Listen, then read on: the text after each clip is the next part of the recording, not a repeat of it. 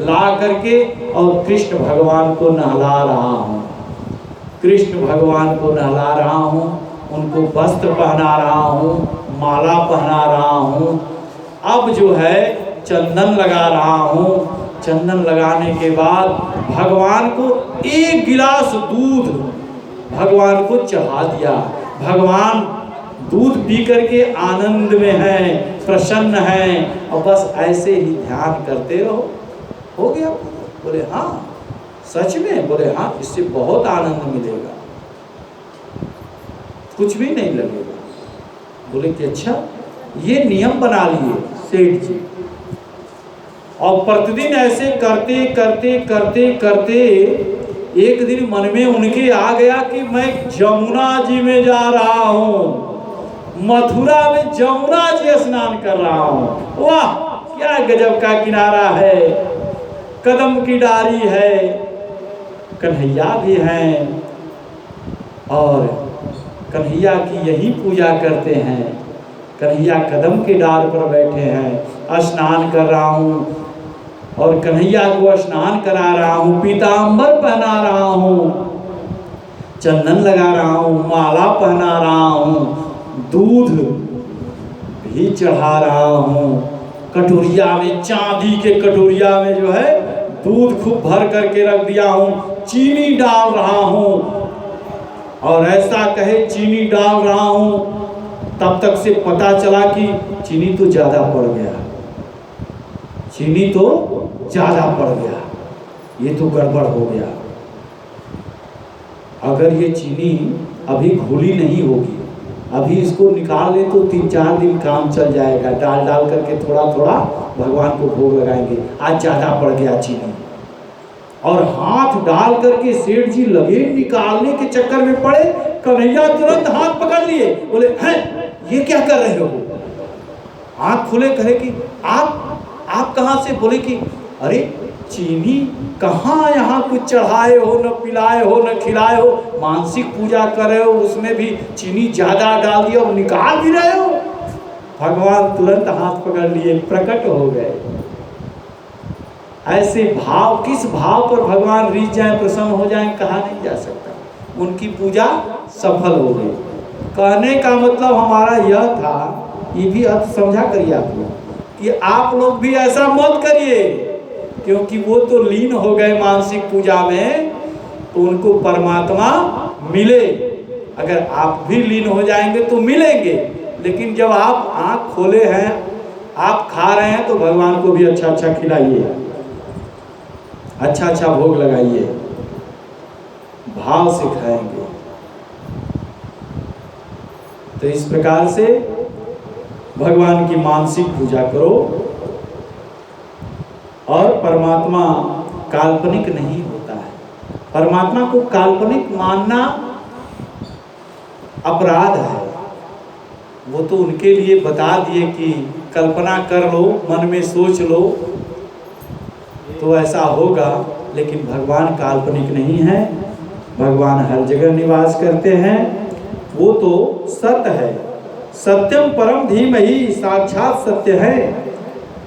अहम सर्वे भूतेषु भूतात्मा वसस्ति सदा तमः वज्ञान मामर्त्यः कुरुते अर्चबीडम वनेम। इस प्रकार से परमात्मा तो सत्य है, गोविंद तो सत्य है। परमात्मा कभी भी काल्पनिक नहीं है। एक संत हुए, एकनाथ जी। एकनाथ जी एक संत हुए जो परमात्मा को हर जगह देखते थे, हर जगह। सिया राम मैं सब जग जानी, आरती करहूँ जोर जुग पानी। सब में हर जगह परमात्मा को देखते थे। एक दिन हुआ क्या,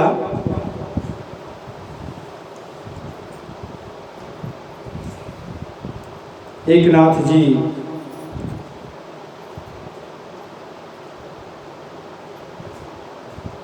गए थे हरिद्वार, ऋषिकेश, बद्रीनाथ, सब जगह से जल लेकर के।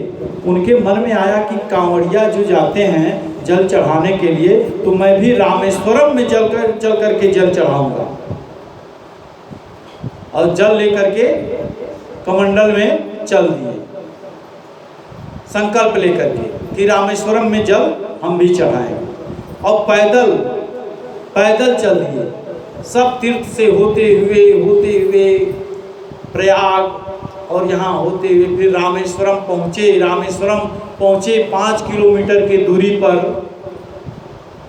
भगवान का मंदिर गुंबज दिखाई देने लगा। बोले कि अब तो आ गए, परमात्मा को जल चढ़ा देंगे। कितने दिन बीत गए हैं, उनको चलते चलते हाथ पैर उनका फूल गया है, फिर भी वो रुके नहीं। रात में शयन करते हैं, दिन भर चलते हैं। ऐसे परमात्मा के प्रति उनकी श्रद्धा भाव था जल चढ़ाने की। और वह देखिए कि अब तो 5 किलोमीटर दूरी रह गई है, अब तो मैं जल चढ़ा दूंगा। उसी समय एक उसी जंगल में गधा जो है रो रहा था, चिल्ला रहा था, तड़प रहा था, क्योंकि दूर दूर तक वो देखे तो जल नहीं था। उनको लगा कि ये जल के लिए प्यासा है, ये मर जाएगा, तो इसके जैसा पुण्य कोई काम नहीं है, इसलिए इसको जल पिलाते हैं। पहुँचे और पूरा कमंडल का जल जो है उस गधा को पिलाने लगे और कहे, हे रामेश्वरम भगवान, अब तो जल आप यहीं से पी लो, अब हम वहाँ नहीं जा सकते, अब आप यहीं से जल पियो। सच में मैं बताता हूँ, उस गधे से भगवान शंकर प्रकट हो गए। अब प्रकट होकर के बोले कि एकनाथ जी, आप हमें इस रूप में भी पहचान लिया।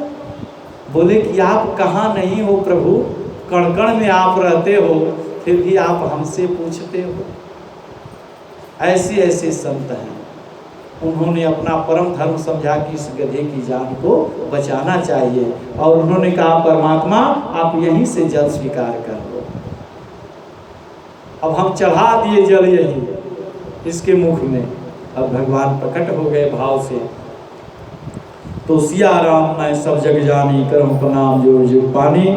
माता देवहूति बोली, मातृगर्भ में बड़ा सुख होता है। कपिल देव जी ने कहा कि जितना कष्ट गर्भ में होता है उतना कष्ट जो है और कहीं नहीं होता है। उल्टा जो है, 1 महीने में जो है सिर बनता है, 3 महीने में सब अंग बन जाता है।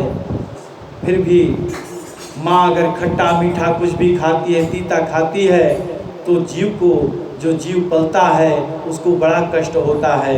इसलिए वो चिल्लाता है, 7वें महीने में कहता है, हे नारायण, हे प्रभु, हे गोविंद, हमें इस नरक से निकालो, हमें जल्दी बाहर करो, क्योंकि मुझे बहुत कष्ट हो रहा है।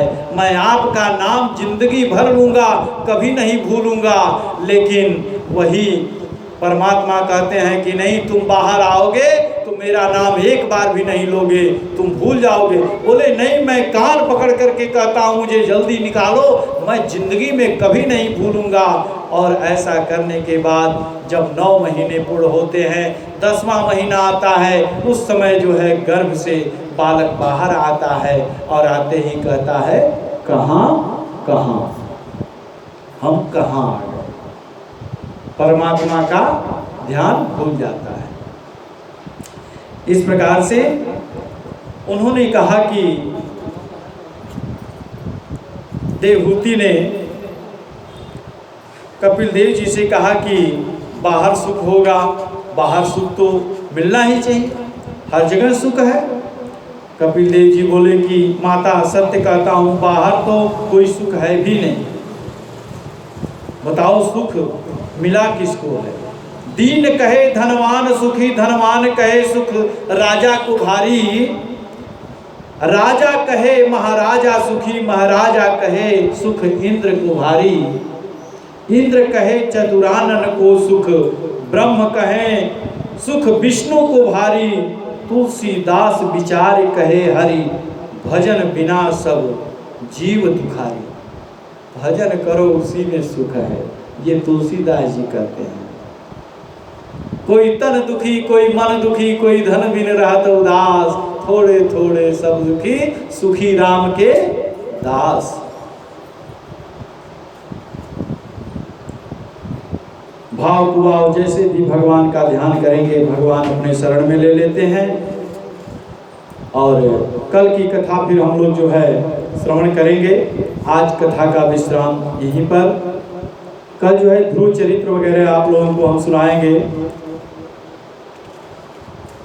ध्रुव जी का चरित्र, और भी आगे जो भी भगवान की इच्छा होगी वो आगे कथा आप लोगों को श्रवण कराएंगे। तो आइए भगवान का एक भजन और फिर इसके बाद आरती।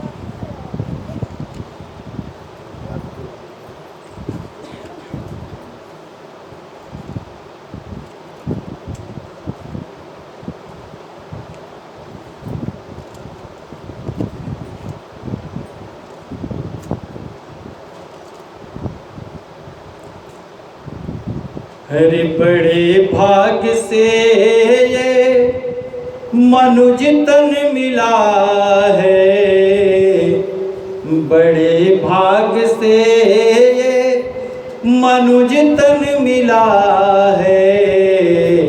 गवाते गवाते उम्र पार कर दी, गवाते गवाते उम्र पार कर दे। बड़े भाग से ये मनुज तन मिला है, गवाते गवाते उम्र पार कर दे। खाने कमाने में आयु गवाई, यूं ही जिंदगी हमने है भार कर ली, यूं ही जिंदगी हमने है भार कर ली। अभी चेत जा वक्त जो भी बचा है, अभी चेत जा वक्त जो भी बचा है। अरे काल मुख से न कोई बचा है, अरे काल मुख से न कोई बचा है। जरा सोच ले साथ ले जाएंगे क्या, जरा सोच लो साथ ले जाएंगे क्या। यूं ही जिंदगी हमने है भार कर दी, यूं ही जिंदगी हमने है भार कर दी। है संसार सागर में जीवन की नैया, हम लोग काल के मुख में बैठे हैं। सर्प, ये पूरा संसार अजगर सर्प है, उसी में हम लोग बैठे हैं। जब वो मुख बंद कर देगा तो हम लोगों का प्राणांत हो जाएगा। इसलिए है संसार सागर में जीवन की नैया, है पतवार सत कर्म सदगुरु खवैया। माया के चक्कर में फंस करके हमने जीवन की नैया है मझधार कर ली। अगर चाहता अपना कल्याण प्राणी, तो ले मानस चे सदगुरु की वाणी। लगे अपना जीवन सत्कर्म में अब अभी तक तो यह उम्र बेकार करेली, अभी तक तो ये उम्र बेकार करेली। आइए भगवान का आरती।